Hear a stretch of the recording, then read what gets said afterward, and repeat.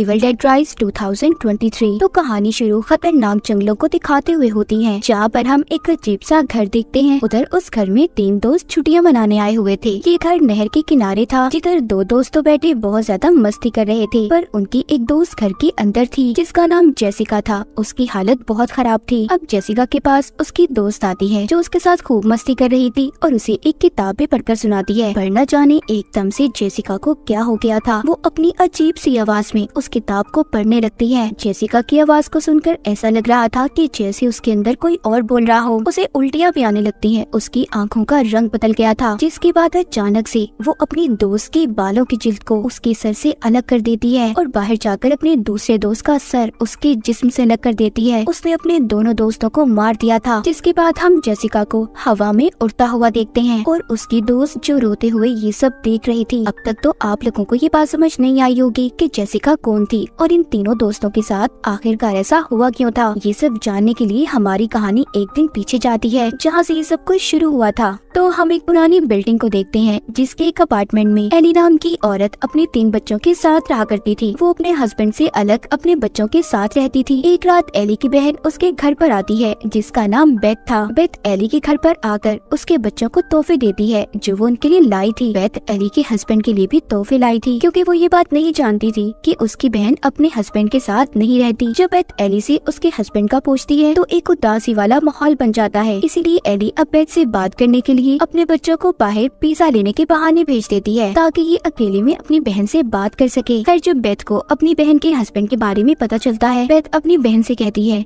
कि उसे इस बारे में उसे बताना चाहिए था। उधर बच्चे जब पिज्जा लेकर वापस आ रहे थे तो अचानक से अर्थक्वेक ज़लज़ला आ गया था। एली के तीनों बच्चे कार पार्किंग में बैठ जाते हैं। थोड़ी देर बाद सब कुछ ठीक हो गया था, पर बात सिर्फ इतनी सी नहीं थी। एली का बड़ा बेटा डैनी देखता है कि ज़लज़ला आने की वजह से कार पार्किंग में एक बहुत बड़ा सुराख हो गया था, इतना बड़ा कि वो उसके अंदर भी जा सकता था। अब डैनी ये सब देखने के अंदर क्या हो सकता है, वो सुराख के अंदर चला जाता है, जहाँ पर उसे कुछ किताबें और रिकॉर्डेड ऑडियो टेप्स मिलती हैं और टेप के ऊपर पार्ट 1, 2 और 3 लिखा हुआ था। उसे कुछ प्रीस्ट फादर की तस्वीरें भी मिली थी। साथ ही उसे वहाँ पर बहुत से होली क्रॉस भी नजर आते हैं, जिनको देखकर ये बात तो साफ थी कि यहाँ पर किसी बुरी ताकत को कैद करने का एक्सॉर्सिज्म जादू किया होगा। वहीं पर वो एक कब्र को भी देखता है, जिसमें से जीसस क्राइस्ट की भी मूर्ति निकलती है। उसे उस कब्र से एक किताब भी मिली थी जो कपड़े में ढांपी हुई थी। डैनी बिना कुछ जाने उसे अपने साथ ले जाता है। उधर ऊपर इनकी मॉम एली अपने बच्चों के लिए परेशान हो रही थी, क्योंकि उन्होंने टीवी पर इस खबर को सुना था कि ज़लज़ले की वजह से आसपास की बिल्डिंग्स को बहुत नुकसान हुआ है। इसलिए एली अपने पड़ोस में एक लड़के के पास जाती है, उससे अपने बच्चों को ढूंढने के लिए मदद मांगती है। साथ ही वहाँ पर एक बुजुर्ग लेडी भी थी, मगर थोड़ी ही देर बाद एली के बच्चे लिफ्ट से घर में आ गए थे, जिन्हें देखकर एली बहुत डांटती है और ये भी कहती है कि जब ज़लज़ला आए तो लिफ्ट का इस्तेमाल नहीं करना चाहिए। इतना कहकर वो अपना काम करने लॉन्ड्री के लिए कपड़े लेकर लिफ्ट से जाने वाली थी। उधर डैनी उस किताब को और जो ऑडियो टेप्स उसे मिली थी उन्हें लेकर कमरे में चला जाता है। अब वो उस किताब को खोलने की कोशिश कर रहा था, पर वो नहीं खुलती, क्योंकि वो किताब नुकीले दांतों से बंद थी। उस किताब को देखकर ऐसा लग रहा था कि जैसे वो किसी का मुंह हो। तभी उसकी उंगली उन नुकीले दांतों पर लग जाती है, जिससे खून आने लगा था, जो उस किताब पर भी गिरता है। पर हैरान कर देने वाली बात ये थी कि वो किताब उसके खून को अपने अंदर जज्ब कर लेती है और तभी वो किताब खुल भी गई थी। हम देख पाते हैं जिसमें अजीब अजीब तरह की तस्वीरें थी, जैसे कोई किसी पर जादू कर रहा हो। डैनी उस किताब को तो नहीं पढ़ता, पर जो उसे ऑडियो टेप्स मिली थी उन्हें चलाकर सुनने लगता है, जिसमें पहली ऑडियो टेप में एक फादर थे जो बता रहे थे कि हमने अपने साथियों के साथ किताब को जानने की कोशिश की है, जिसमें अजीब तरह के जादू के बारे में बताया गया है। अब अगली बात दूसरी ऑडियो टेप में थी। डैनी जब उसे चलाता है, जिसमें फादर उस किताब के बारे में बता रहे थे कि ये किताब उन्हें मिली कहाँ से थी, पर अचानक से वो ऑडियो टेप में से एक डिमोनिक आवाज आने लगती है, जैसे कोई काली ताकत उसमें कैद हो और बाहर आने की कोशिश कर रही हो। डैनी उस टेप को रोकने की कोशिश करता है, पर नहीं रोक पाता। तभी हम देख पाते हैं काली ताकत उस टेप से आजाद होकर लिफ्ट में एली के अंदर आ गई थी, जो आते ही एली की हड्डियों को बुरी तरह से तोड़ देती है और उसे बहुत ही बेरहमी से मार रही थी। डैनी उधर ऑडियो टेप को रोकने की बहुत कोशिश करता है, पर नहीं कर पाता।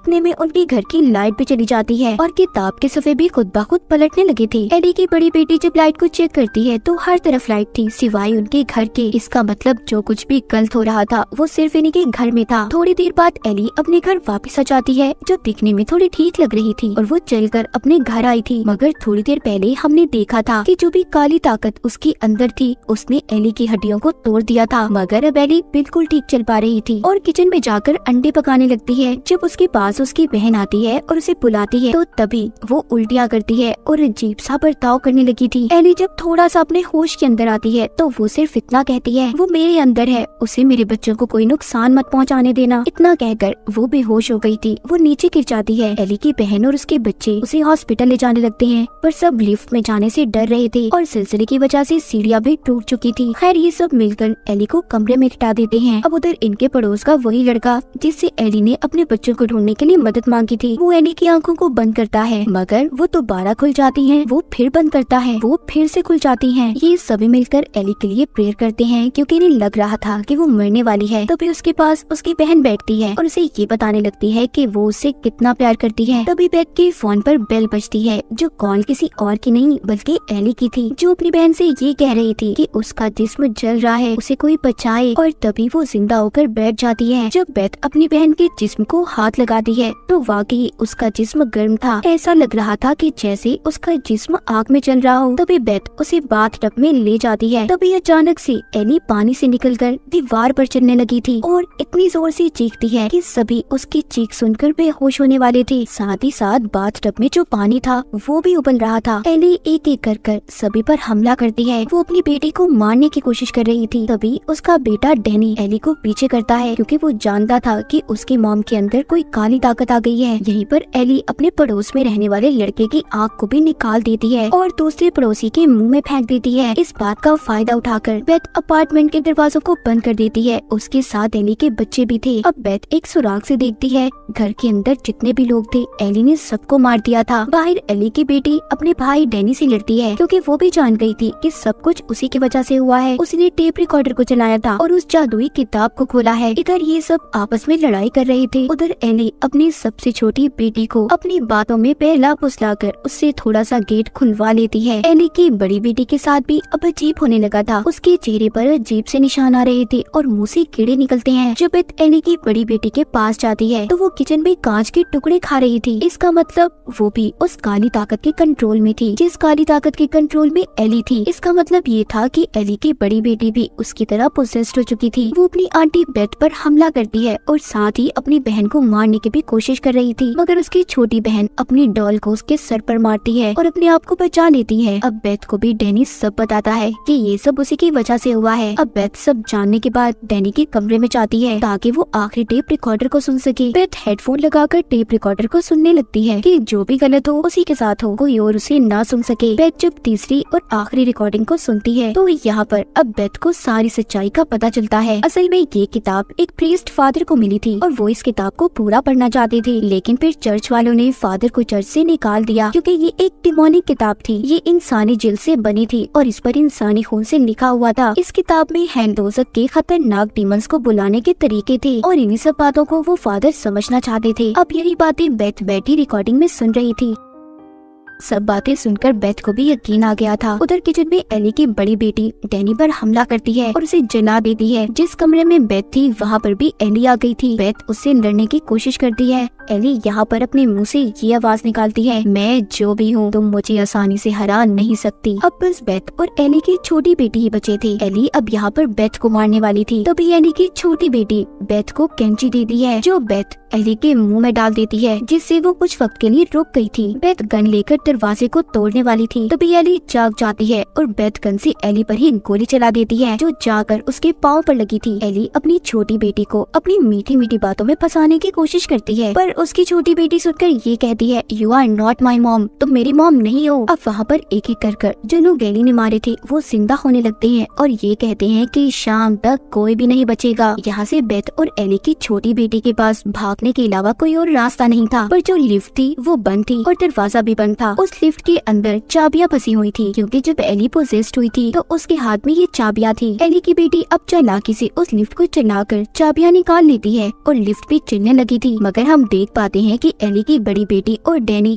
जो कि मरने के बाद डीमंस के कंट्रोल में थे, खुद को लिफ्ट से जोड़ लेते हैं, जिससे अब जैसे जैसे लिफ्ट चलती है उसके अंदर उनका खून भरने लगता है। जैसे लिफ्ट नीचे आ रही थी खून भी बढ़ता जा रहा था। उधर उस किताब का सफा भी पलट जाता है जिसमें अजीब सा बना हुआ क्रिएचर था और देखते ही देखते एली भी अब उस क्रिएचर में बदल गई थी। उधर जैसे ही लिफ्ट नीचे आती है तो खून भी बाहर आता है। खून में भरी बेथ और एली की छोटी बेटी जल्दी से गाड़ी में बैठ जाती हैं, पर उनके सामने दोबारा एली आ गई थी जो कि अपने डिमोनिक रूप में थी। वो अपनी छोटी बेटी पर हमला करती है। तभी बेथ चेनसॉ लेकर उसे मारने लगती है, मगर साथ ही वहाँ पर एली की बड़ी बेटी और डैनी भी आ गई थी। बेथ उन तीनों को पास ही चलती ग्राइंडर मशीन में डालकर मार देती है। अपनी ही फैमिली के 3 लोगों को मारना बहुत ही भयानक सीन था, मगर इसके अलावा बेथ के पास कोई और रास्ता भी नहीं था। जिसके बाद बेथ एली की छोटी बेटी को लेकर यहाँ से चली गई थी, मगर वो डीमन काली ताकत अभी खत्म नहीं हुई थी। अब हम अगले दिन का सीन देखते हैं कि एक लड़की जेसिका उसी लिफ्ट से नीचे आती है जो एली के नीचे वाली बिल्डिंग में रहा करती थी, और जेसिका वही लड़की थी जो हमने कहानी के शुरू में भी देखी थी। अब जब ये लिफ्ट से नीचे आती है तो बहुत सारा खून देखती है और पुलिस को कॉल करने वाली थी। तभी वही डीमन जो एली के अंदर था वो आकर जेसिका को भी पोजेस्ड कंट्रोल कर लेता है। अब आपको यहाँ पर समझ आ गई होगी कि जेसिका ने अपने दोस्तों को क्यों मारा, और अभी भी वो डीमन जेसिका के अंदर ही है। आगे वो डीमन क्या तबाही फैलाने वाला था कोई नहीं जानता। और इसी के साथ इविल डेड राइज की ये कहानी यहीं पर खत्म हो जाती है।